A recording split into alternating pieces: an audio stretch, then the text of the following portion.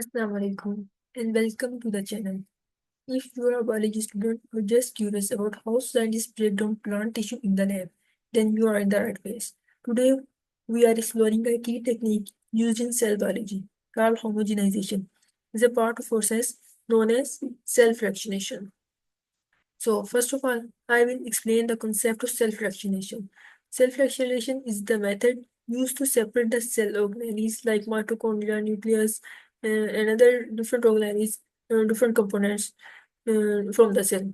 And these components will be separate on based on the size and density. So this technique is very useful for electron microscopy of cell components and other biochemical studies. So now I will explain the principle of self-fractionation. Actually, self-fractionation consists of two important steps. The first step is homogenization, which I will explain in today's video, and the second step is centrifugation. Okay. Let's talk about the first step. What is homogenization? Okay. This is the process of grinding and blending plant or animal tissue to form a homogeneous mass, basically making a smooth mix where the cells are broken open. Okay, it involves the grinding of the cell to open broken the cell, and but it needs a suitable medium with correct pH, ionic composition, and temperature. So it can be done in a blender, a mortar and pestle. Different tools can be used for homogenization. For better understanding, for better understanding of the homogenization concept, I will explain with an example. So here I have added an example of plant. Plant enzymes bacterias is added to digest the middle lamina. Actually, if we want to separate the two adjacent plant cells, we need bacteria's enzyme. And why we need it, I will explain it through diagrams. Actually, the two plant cells. These are two plant cells. Okay, these two plant cells are bound through middle lamella. So middle lamella contain the pectin. Pectin is a component. Okay, and pectin. So to digest or dissolve the pectin, we need an enzyme which is called pectinase enzyme. Pectinase enzyme. The pectinase enzyme will dissolve the pectin, and these two cells will undo.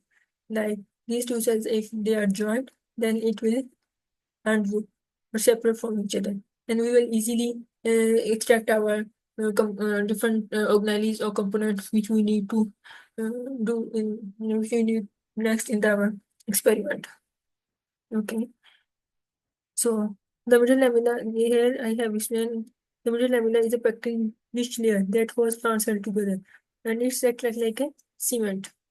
So because it joined two cells, so we can call it like a cement between two adjacent plant cells. And during homogenization, the process of this sticky layer can enter separation.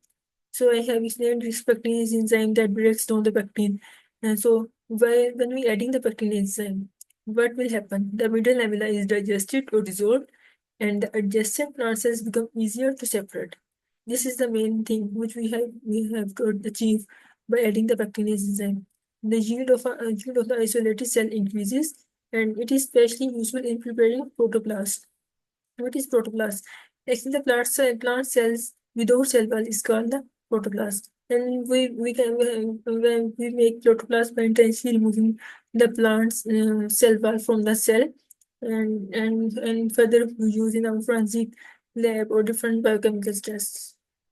Okay. Now I am going to explain the step of plant tissue homogenization. What are the steps?